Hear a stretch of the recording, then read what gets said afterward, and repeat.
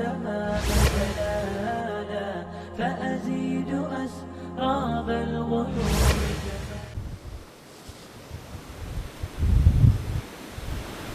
الحمد لله نحمده ونستعينه ونستغفره ونؤمن به ونتوكل عليه ونعوذ بالله من شرور أنفسنا ومن سيئات أعمالنا من يهده الله فلا مضل له ومن يضلله فلا هادي له ونشهد أن لا إله إلا الله وحده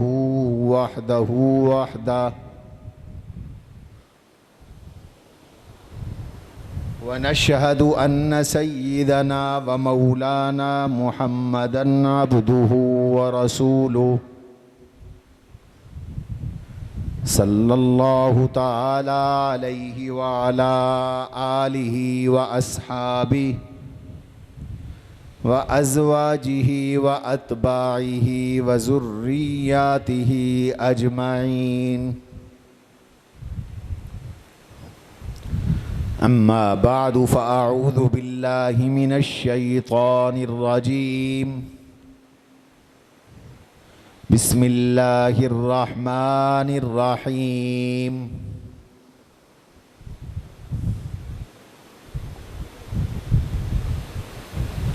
هو الذي أرسل رسوله بالهدى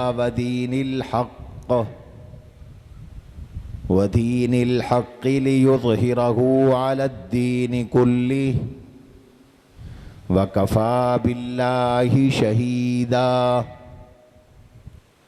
وقال تبارك وتعالى إن عدة الشهور عند الله 12 شهرا في كتاب الله يوم خلق السماوات والأرض منها 4 حرم فلا تظلموا فيهن أنفسكم.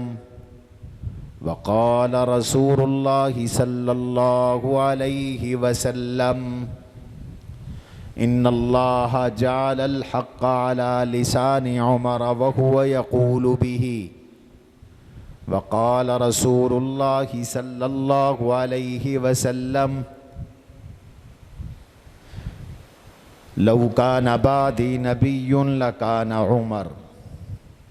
وقال رسول الله صلى الله عليه وسلم ما من نبي إلا وله وزيران في السماء ووزيران في الأرض أما وزيراي في السماء فجبرائيل وميكائيل ووزيراي في الأرض فأبو بكر وعمر. وقال رسول الله صلى الله عليه وسلم أفضل الصيام بعد رمضان صيام شهر الله المحرم أو كما قال رسول الله صلى الله عليه وسلم اللهم صل وسلم وبارك على سيدنا ومولانا محمد وعلى آله وصحبه كما تحب وترضى عدد ما تحب وترضى. عزیزان گرامی، واجب الاحترام بزرگوں اور عزیز ساتھیوں، آج محرم الحرام سن 1444 ہجری کا پہلا جمعۃ المبارک ہے۔ نئے اسلامی سال کا یہ پہلا جمعہ ہے۔ اللہ تبارک و تعالی یہ نیا اسلامی سال ہمارے لیے ایمان کا، سلامتی کا، برکت کا، عافیت کا ذریعہ فرمائے۔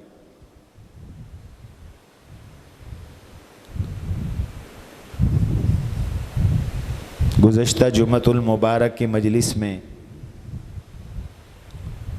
امیر المؤمنین خلیفۃ المسلمین خلیفہ عادل و راشد مراد نبی داماد سیدنا علی حضرت عمر ابن خطاب الفاروق رضی اللہ تعالی عنہ کی سیرت طیبہ کا کچھ حصہ عرض کیا تھا۔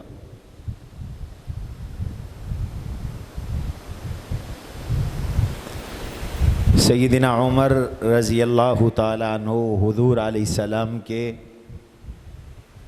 مقرب معتمد خاص صحابی رسول ہیں، جنہیں دربار رسول میں وزارت کا درجہ حاصل تھا، جنہیں وزیر رسول سمجھا جاتا تھا۔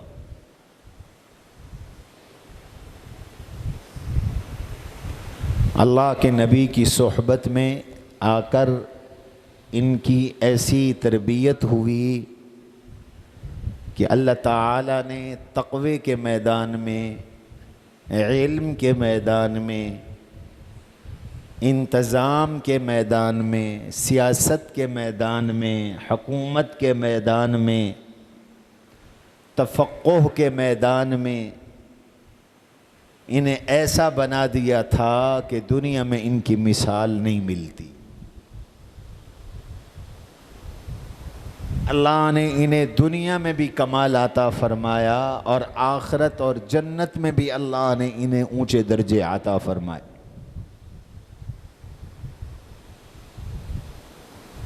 خود اللہ کے نبی صلی اللہ علیہ وسلم کی آپ کے بارے میں بہت سی پیشین گوئیاں ہیں۔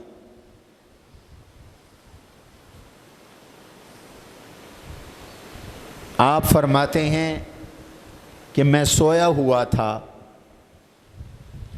اُتِیَ بِقِدْحٍ مِّن لَبَنٍ، مجھے دودھ کا پیالہ پیش کیا گیا، میں نے وہ دودھ کا پیالہ دودھ نوش کیا اور اتنا پیا حتیٰ خرج من تحت اظفاری، میں اتنا سیراب ہو گیا دودھ سے کہ دودھ میرے ناخن کے نیچے سے ظاہر ہو گیا، نکلنے لگا، یعنی دودھ کے آثار اور سیر ہونے کے آثار ناخن سے ظاہر ہونے لگے۔ اتنا دودھ پیا کہ ناخن کے نیچے سے گویا دودھ نکل رہا ہے۔ جب آدمی پیاسا ہوتا ہے تو پورا جسم خشک سا ہو جاتا ہے، ناخن بھی خشک ہو جاتے ہیں، اور جب سیر ہوتا ہے تو تری کے اثار اور سیرابی کے آثار بھی ظاہر ہوتے ہیں۔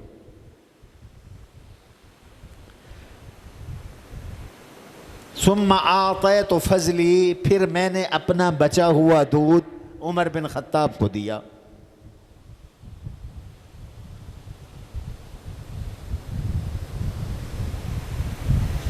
حضرت آپ نے اس کی کیا تعبیر نکالی؟ فرمایا اس کی تعبیر علم کے ساتھ ہے کہ اللہ نے سب سے زیادہ علم مجھ محمد عربی صلی اللہ علیہ وسلم کو عطا کیا اور پھر میرے علم میں سے عمر کو علم عطا کیا۔ تو حضرت عمر کا علم اتنا کامل ہے، غیرت بھی کامل، جرت بھی کامل۔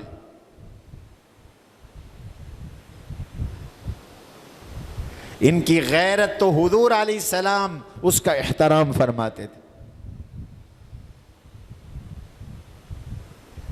فرمایا میں معراج پہ گیا، میں جنت کی سیر کر رہا تھا،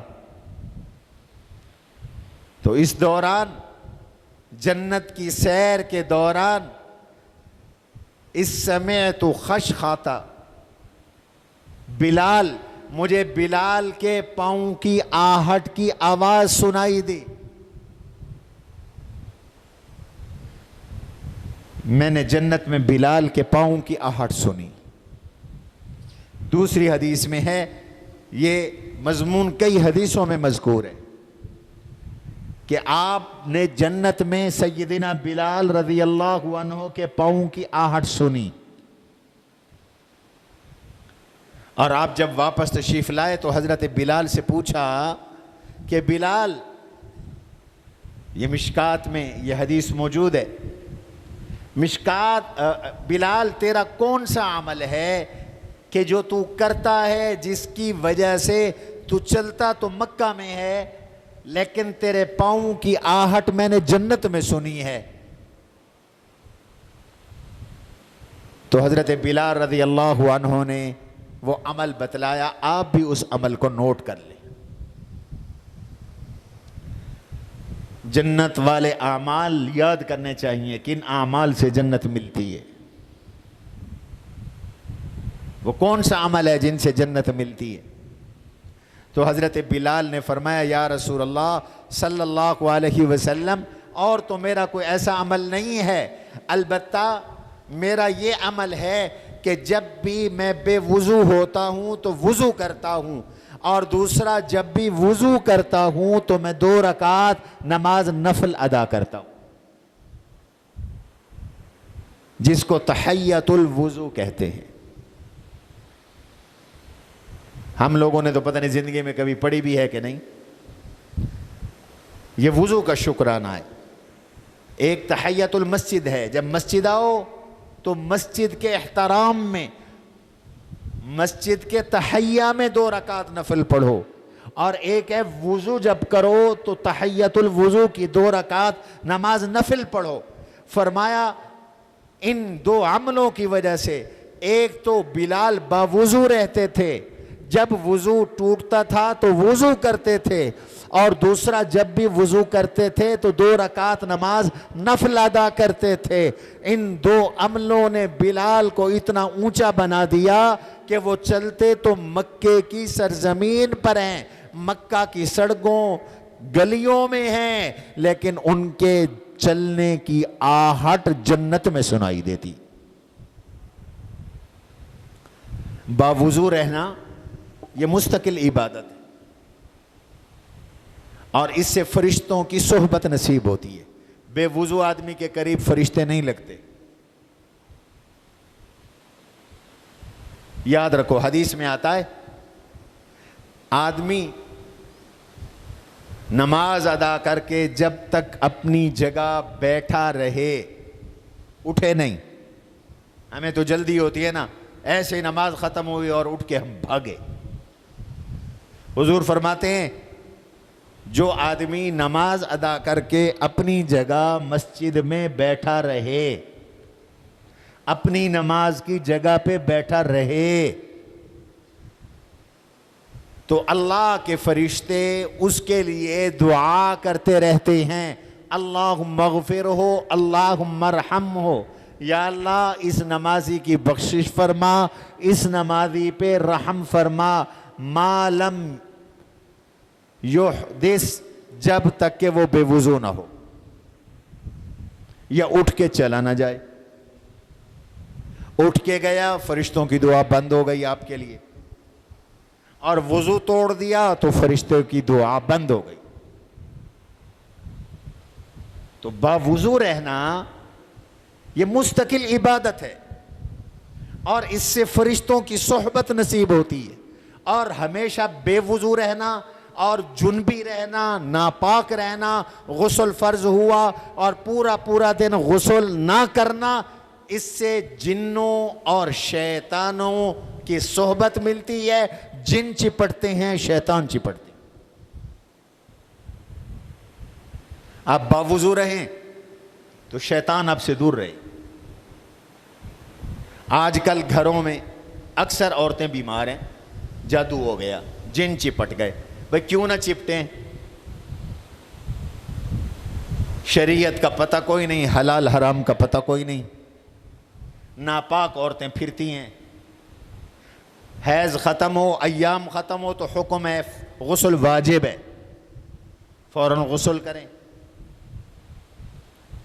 غسل جب نہیں ہوگا، جنابت ہوگی،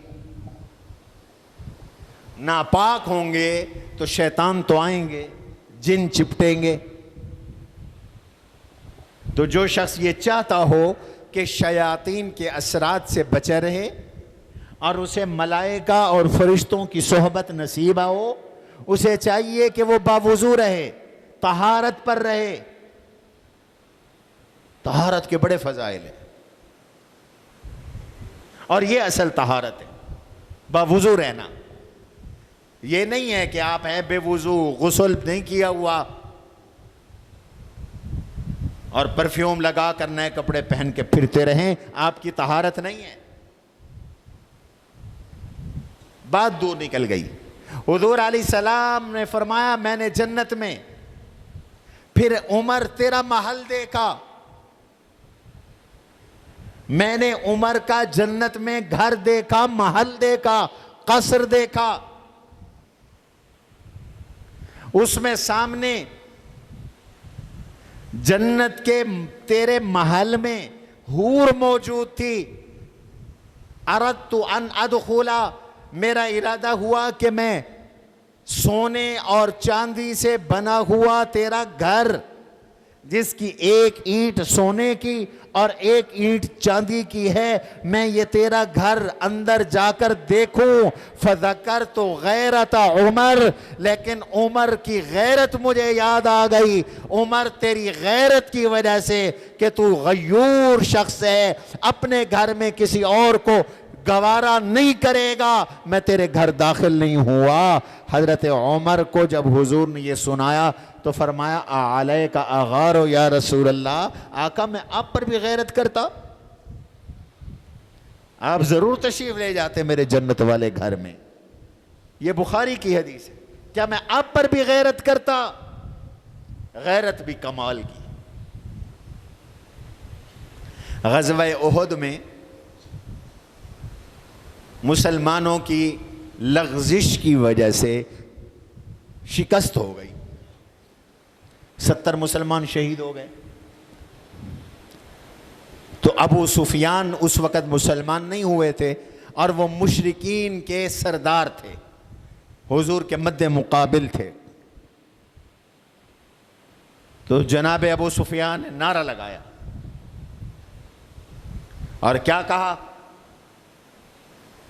اس نے پوچھا حل فیکم محمد، حل فیکم ابو بکر، حل فیکم عمر؟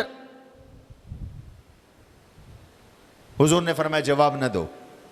اس نے سمجھا یہ سارے قتل ہو گئے ہیں، شہید ہو گئے ہیں۔ تو اس نے نعرہ لگایا اعلو حبل، اعلو حبل، حبل اونچا ہو گیا، حبل اونچا ہو گیا۔ عمر تو موحد تھے اور غیرت مند تھے۔ اب عمر خاموش نہ رہے، حضور کی اجازت سے جواب دیا، فرمایا حبل بہت اونچا نہیں ہوا، نعرہ لگائے گا اللہ اعلی و اجل، اللہ اعلی و اجل، اللہ اونچے ہیں، اللہ بلند ہے، اللہ بالا ہے۔ اس نے کہا لنا عزا ولا عزا لکم، ہمارا عزا بت ہمارا مددگار ہے، تمہارا عزا نہیں۔ عزا ایک بت کا نام تھا۔ اس نے کہا آج عزا نے ہماری مدد کی، وہ ہمارا پروردگار اور مددگار ہے، تمہارا عزا نہیں، کوئی مدد کرنے والا نہیں۔ تو عمر کی غیرت پھڑکی اور اعلان کیا لنا مولا ولا مولا لکم، لنا مولا ولا مولا لکم، ہمارا اللہ ہمارا مشکل کشا ہے، تمہارا کوئی مشکل کشا نہیں۔ بت تو جھوٹے ہے، ہمارا اللہ ہے جو ہمارا مددگار ہے، مشکل کشا ہے۔ مشرکو کافرو تمہارا کوئی مشکل کشا نہیں۔ ایسی غیرت عمر کی۔ حدیبیہ نے حضور نے صلح کی تو حضرت عمر بڑے بے چین تھے، یا رسول اللہ کیا ہم حق پہ نہیں، وہ باطل پہ نہیں؟ فرمایا بالکل، الیس قتلانا فی الجنہ وقتلاہم فی النار، ہمارے مقتول اگر جنگ ہوتی ہے وہ جنت میں نہیں اور ان کے مقتول جہنم میں نہیں جائیں گے؟ فرمایا بالکل ایسے ہوگا۔ تو ما ہذہ الدنیا یا رسول اللہ، یہ آپ نے جو صلح فرمائی، جس صلح میں ہماری ظاہری صبح کی ہو رہی ہے، یہ کیوں؟ فرمایا عمر میں نے اللہ کے حکم سے کی، غیرت ہے عمر کی۔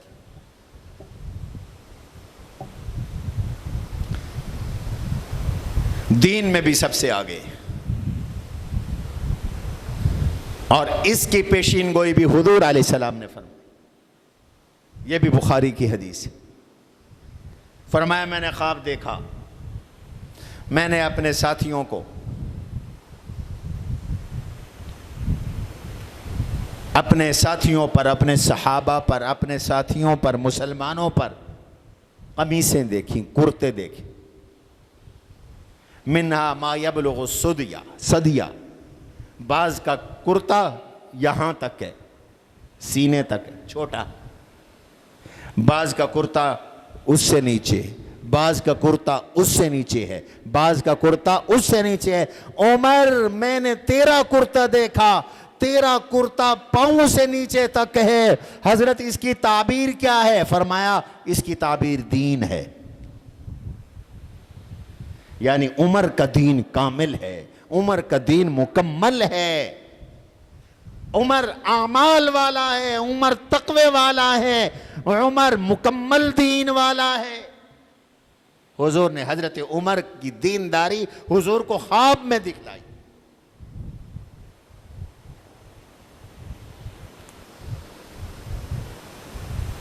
اس لیے کوئی خواب میں اپنے آپ کو یا کسی کو ننگا دیکھے تو اس کی تعبیر ہوتی ہے کہ اس میں اعمال نہیں ہے، دین نہیں۔ حضور نے کرتے میں دیکھا حضرت عمر رضی اللہ عنہ، اور اس کی تعبیر دین کے ساتھ، اور دودھ پیتا دیکھا حضرت عمر کو، اس کی تعبیر علم کے ساتھ۔ خواب میں اگر کوئی دودھ پیتا ہے تو اس کی تعبیر یہ ہے کہ اسے علم ملے گا، اور کوئی اپنا مکمل لباس پہنے ہوئے ہے، اس کی تعبیر یہ ہے اسے مکمل دین ملے گا، اور اگر لباس ادھورا ہے تو اس کا معنی یہ ہے کہ اس کا دین ادھورا ہے۔ قرآن کہتا ہے وَلِبَاسُ التَّقْوَى ذَلِكَ خَيْرٌ، تقوی کا لباس بہتر ہے۔ تو لباس تقوی سے عبارت ہے، لباس کی تعبیر تقوی کے ساتھ۔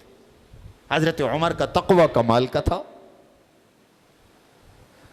کیا تقوی ہے حضرت عمر رضی اللہ عنہ کا، کیا امانت ہے، کیا عدل ہے، کیا انصاف ہے حضرت عمر کا، دنیا میں اس کی مثال کوئی نہیں ملتی۔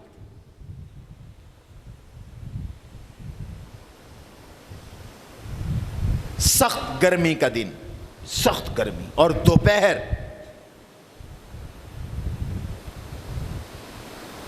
حضرت عمر گرمی کی شدت اور دوپہر میں بھاگے پھر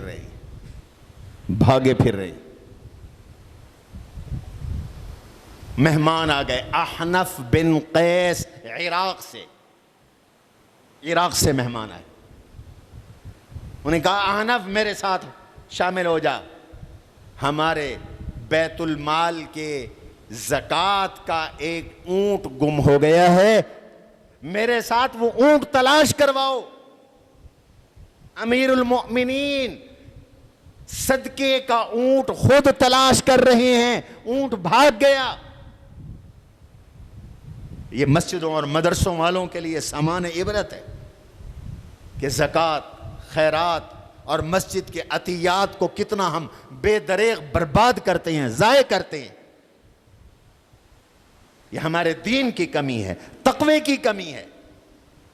ہم مسجدوں کی بجلیاں ضائع کرتے ہیں، مدرسوں میں طلبہ بجلی، پانی، گیس ضائع کرتے ہیں۔ حضرت عمر سے کا تقوی دیکھو، صدقے کا اونٹ تلاش کر رہے ہیں۔ ند ایبل من الصدقہ، یہ صدقے کا اونٹ بھاگ گیا ہے، اور عمر کب گرمی میں دوپہر میں سخت گرمی میں خود بھاگے پھر رہے ہیں اور احنف بن قیس آئے ان کو بھی ساتھ لگایا اور صدقے کا اونٹ تلاش کیا. احنف کہنے لگے امیر المؤمنین یہ کوئی آپ کے کرنے کا کام ہے؟ یہ کام تو عبد من عبید بیت المال کا ہے. بیت المال میں غلام بھی تو موجود ہے. اس زمانے میں غلام ہوتے تھے, باندیاں ہوتی تھیں جو جنگوں میں گرفتار ہو کے آتے تھے اور وہ خدمت کے لیے تقسیم کیے جاتے تھے. بیت المال کا غلام بھی تو موجود ہے. یہ کام تو وہ بھی کر سکتا ہے, آپ کیوں کر رہے ہیں؟ فرمایا او احنف مجھ سے بڑا غلام اور کون ہوگا, تجھ سے بڑا غلام اور کون ہوگا؟ میں اور تو بھی تو اللہ کے آگے غلام ہیں, اس لیے یہ کام میرے کرنے کا ہے, یہ کام تیرے کرنے کا ہے کہ ہم اللہ کے عاجز بندے ہیں اور یہ اللہ کی امانت ہے اور اللہ کی امانت کی حفاظت اللہ کے عاجز بندوں کے ذمے. یہ ہے تقوی, یہ ہے ورع امیر المؤمنین حضرت عمر. کون کون سا واقعہ حضرت عمر کے تقوی کا بیان کروں, عاجزی کا بیان کروں؟ یہ دونوں لازم, جن میں تقوی ہوگا ان میں عاجزی اور تواضع بھی آ جاتی ہے, اور جو تقوی سے خالی ہوتے ہیں وہ تکبر سے بھی بھر جاتے ہیں, بڑائی سے بھی بھر جاتے ہیں. یہ 22 لاکھ مربع میل کا حاکم ہے, 24 ملک تقریباً حضرت عمر نے اپنے دور حکومت میں فتح کیے. آج اگر حضرت عمر کی ان فتوحات کو دیکھیں تو تقریباً 24 ملک بنتے ان کا حاکم. آج شام مستقل ملک ہے, اس کے فاتح عمر. فلسطین مستقل ملک ہے, فاتح عمر. اردن مستقل ملک ہے, مصر مستقل ملک ہے, فاتح حضرت عمر. اور آپ کے افغانستان, پاکستان تک, سجستان تک, خراسان تک, نہاوند اور مغرب کے ممالک, اتنا بڑا حاکم اور صدقے کا اونٹ خود تلاش کر رہا. ایک دن بازار میں حضرت عمر رضی اللہ عنہ اپنے کندھے پہ پانی کی مشک اٹھا کر چل پڑے. کسی نے کہا امیر المؤمنین, عروہ بن زبیر کہتے ہیں, میں نے کہا امیر المؤمنین یہ کوئی آپ کا کام ہے؟ پانی کی مشک اٹھا کے جو چل رہے ہیں یہ کوئی آپ کا کام ہے؟ کہنے لگے اصل بات یہ ہے کہ میرے پاس دنیا کے بڑے بڑے بادشاہوں کے وفود آنے لگ گئے ہیں, سپر طاقتوں کے ڈیلیگیشن اور وفد میرے پاس آ رہے ہیں, تو ان سے مل مل کر میرے نفس میں بڑائی پیدا ہونے لگی تھی. تو میں نے اپنے نفس کے علاج کے لیے, میں نے اپنی بڑائی کے خاتمے کے لیے, میں نے اپنے تکبر کو ذبح کرنے کے لیے یہ تدبیر اختیار کی کہ لوگوں کے سامنے پانی کی مشک اٹھا کر میں چل پڑا, تاکہ میرا نفس یہ نہ کہے کہ تو بہت بڑا آدمی بن گیا.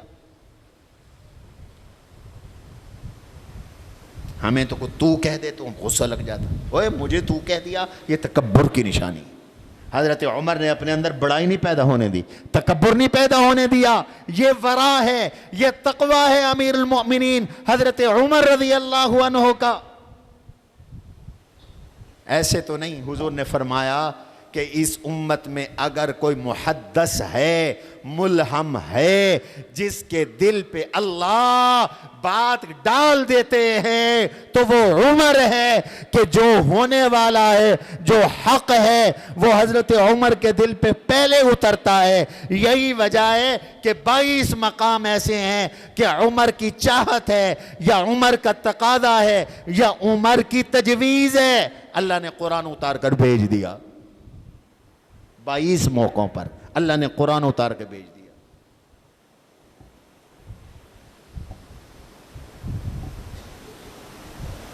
یہ حضرت عمر کے تقوی کی برکت ہے. دل میں تقوی ہو تو پھر اللہ یہ نعمتیں عطا فرما دیتے. علماء نے ایک عجیب بات لکھی ہے. کہتے ہیں حضرت ابو بکر صدیق رضی اللہ تعالی عنہ کو بھی اللہ نے کمال عطا کیا, حضرت عمر کو بھی کمال عطا کیا.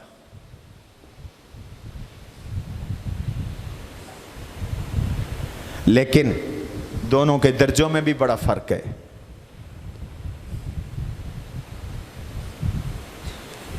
حضرت ابو بکر کا درجہ حضرت عمر سے زیادہ ہے.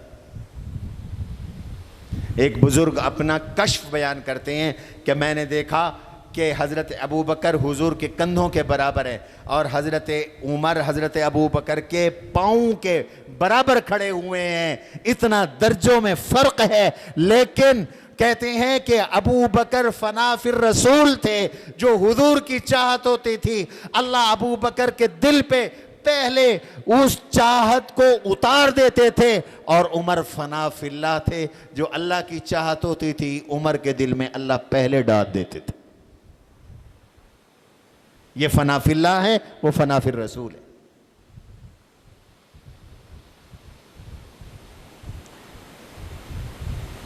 امیر المومنین بنے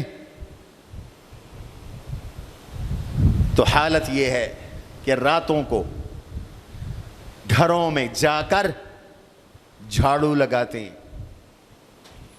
بیوہ بوڑھی عورت کے گھر جا کر جھاڑو لگاتے ہیں اور مٹکے میں پانی رکھ کر آتے.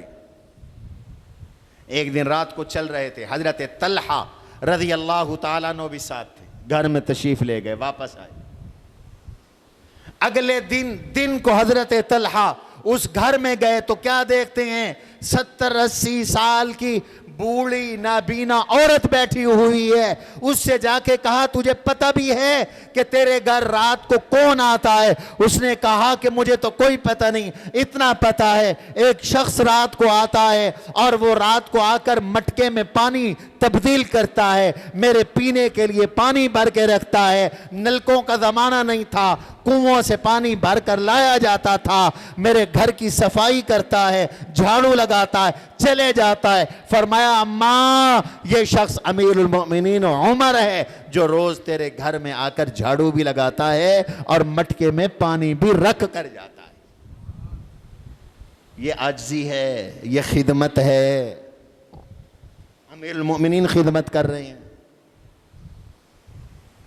ہم تو اپنے گھر کی گلی نہیں صاف کر سکتے, نالی نہیں صاف کر سکتے, اور امیر المومنین لوگوں کے گھروں میں جا کر صفائیاں کر رہی ہیں. فاروق اعظم رضی اللہ عنہ. عدل کا عالم یہ ہے. آج احتساب احتساب احتساب کے نعرے لگاتے ہیں, قوم کو سیاستدان بدھو بناتے ہیں. ہر کوئی دوسرے کے لیے احتساب کی بات کرتا ہے, اپنے لیے کوئی نہیں.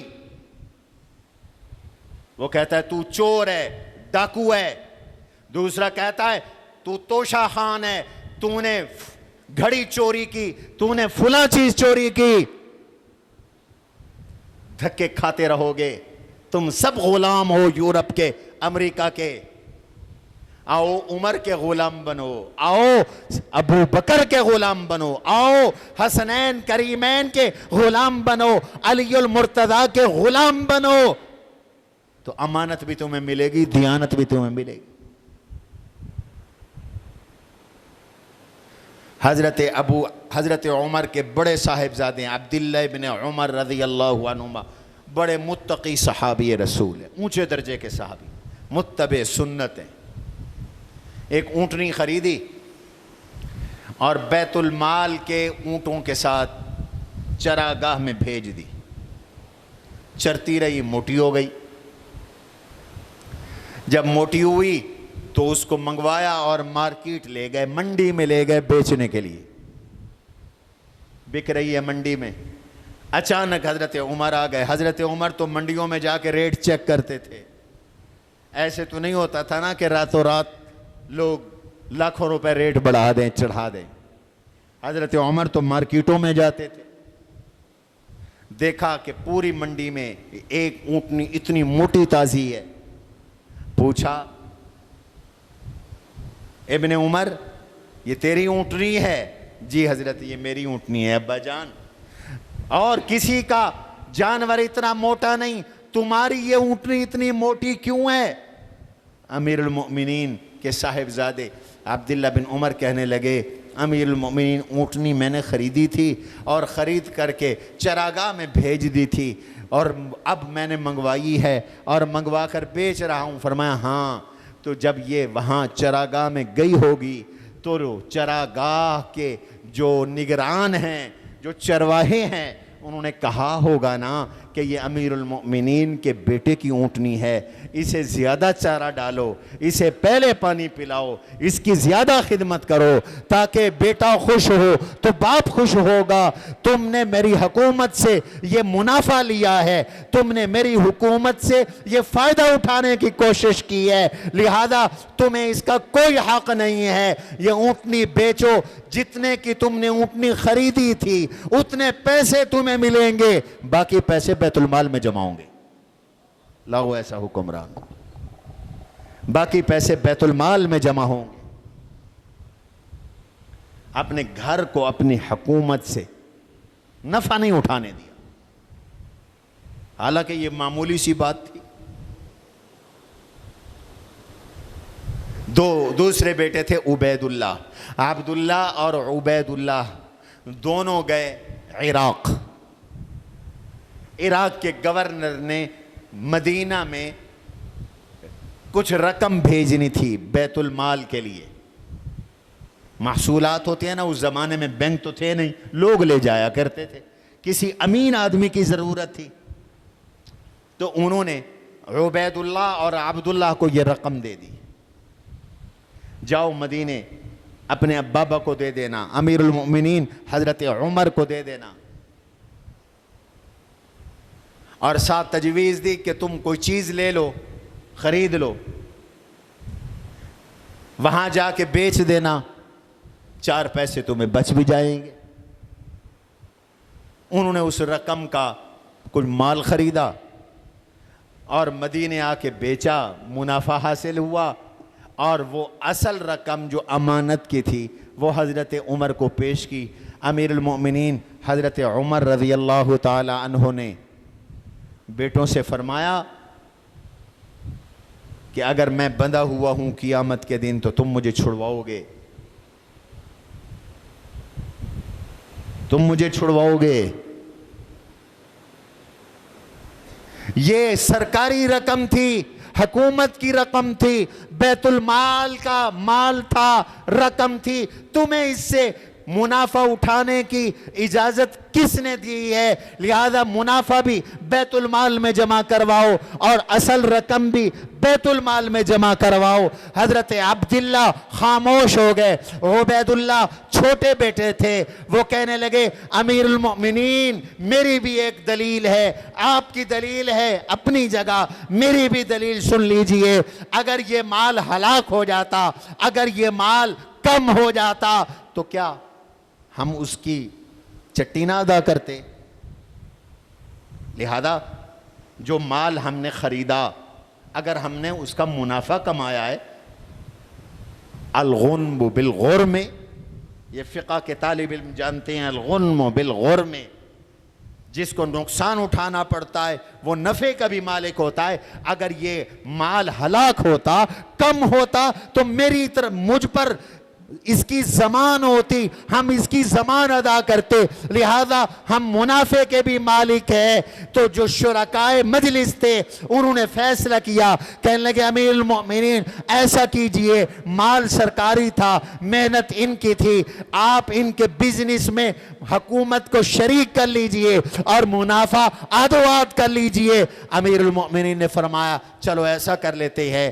تو وہ منافع بھی بیٹوں کو نہیں دینے دیا, فرمایا آدھا منافع بیت المال میں جمع کرواؤ. یہ عمر کا عدل ہے, یہ حضرت عمر کا انصاف ہے. کہیں سے کستوری آئی, عنبر آیا, عاتقہ بنت زید گھر والی, عاتقہ بنت زید,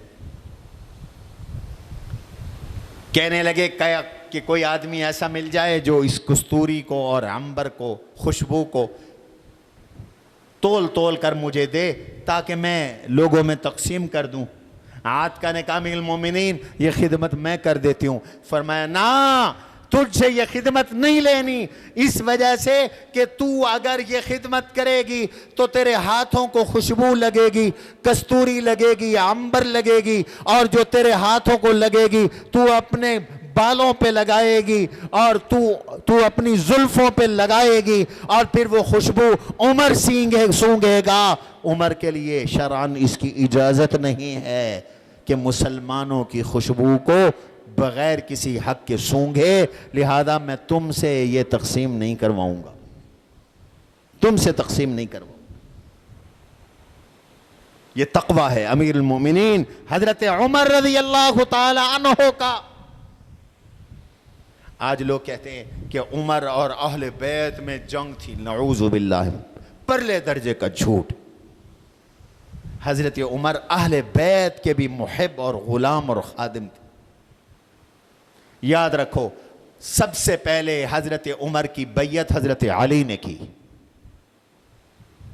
حضرت ابو بکر نے حضرت عمر کو خلیفہ بنایا، اعلان کیا اور فرمایا میں اس وقت عمر کو خلیفہ بنا رہا ہوں جو میری موت کا وقت ہے، جس وقت میں کافر بھی مسلمان ہونے لگتا ہے، جھوٹا بھی سچ بولنے پہ مجبور ہو جاتا ہے۔ تو میں نے مشورے کے ساتھ مسلمانوں کی بہتری اسی میں سوچی کہ عمر کو خلیفہ بناؤں، لہذا تم بیعت کرو گے؟ تو حضرت عمر کے ہاتھ پر جن صحابہ نے بیعت کی ان میں سب سے پہلے حضرت علی المرتضیٰ تھے۔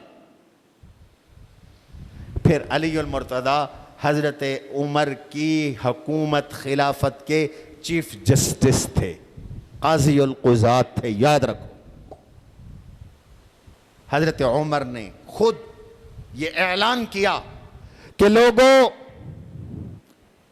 جس کو قرآن کے بارے میں کچھ پوچھنا ہو ابی ابن کعب سے پوچھے، جس کو حلال و حرام کا کوئی مسئلہ پوچھنا ہو وہ معاذ ابن جبل سے پوچھے، جس کو وراثت کا کوئی مسئلہ پوچھنا ہو وہ حضرت زید ابن ثابت سے پوچھے، اور جس کو کوئی فیصلہ کروانا ہو وہ علی سے فیصلہ کروائے، اس لیے کہ اللہ کے نبی نے فرمایا وَأَقْضَاهُمْ عَلِي، سب سے بڑے قاضی میری امت کے سب سے بڑے جسٹس علی المرتضیٰ،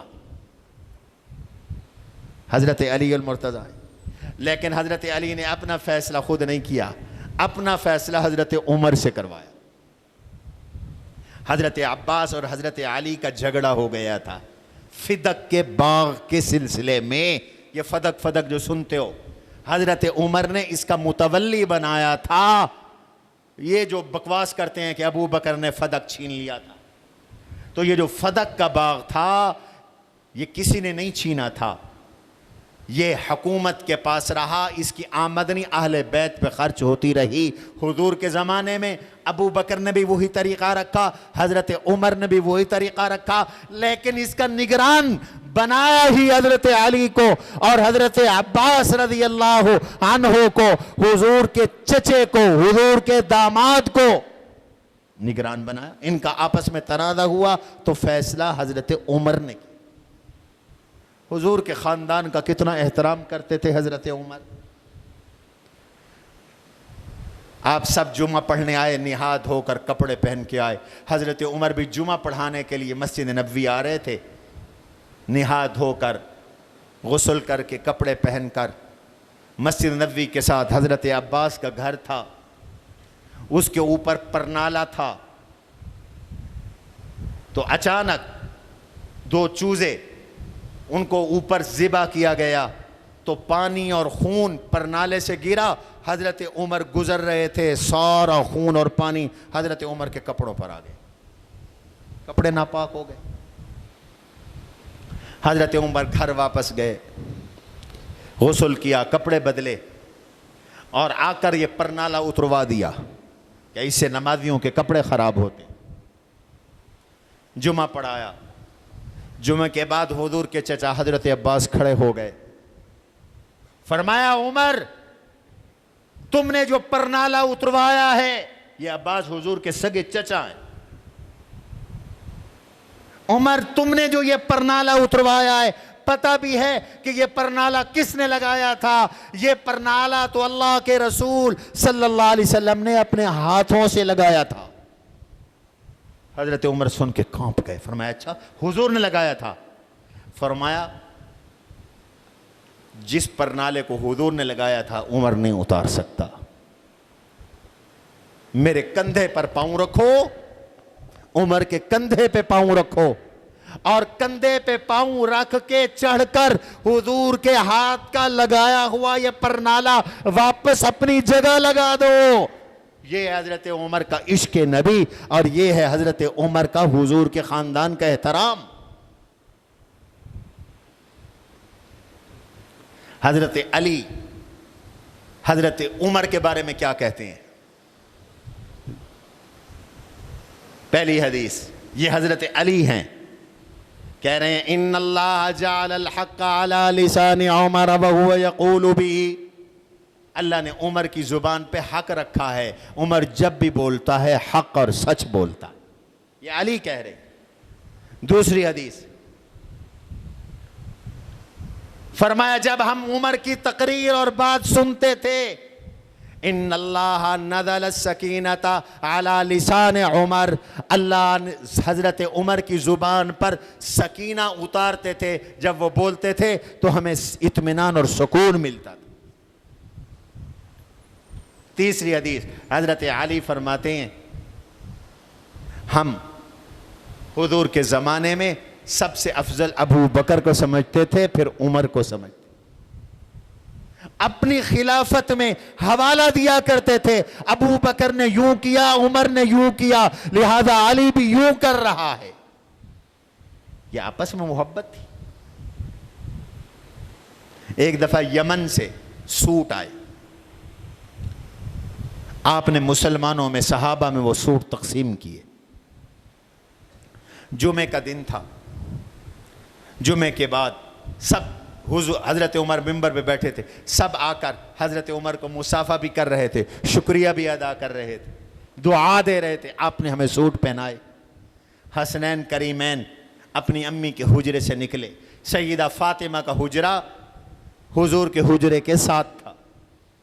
جنہوں نے عمرہ حج کیا ہے وہ جانتے ہیں، جو روضہ اطہر ہے اس سے پچھلا کمرہ جو جانب شمال میں ہے وہ حضرت فاطمہ کا حجرہ تھا، جس کے آگے تھلہ بنا ہوا۔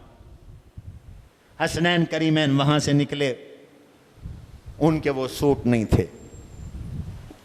حضرت عمر نے فرمایا ہمارے یہ سوٹ اتنے بڑے ہیں کہ حسنین کریمین سے بڑے ہیں، اور حسنین کریمین کا قد ان سوٹوں سے چھوٹا ہے، یہ شہزادے ہیں، انہیں سوٹ نہ ملے تو فوراً خط لکھا یمن کے گورنر کو اور فرمایا کہ جلدی سے 2 سوٹ بنواؤ حسنین کریمین کے لیے، ایک حضرت حسن کے لیے، ایک حضرت حسین کے لیے، اور فوراً مدینہ بھیجو۔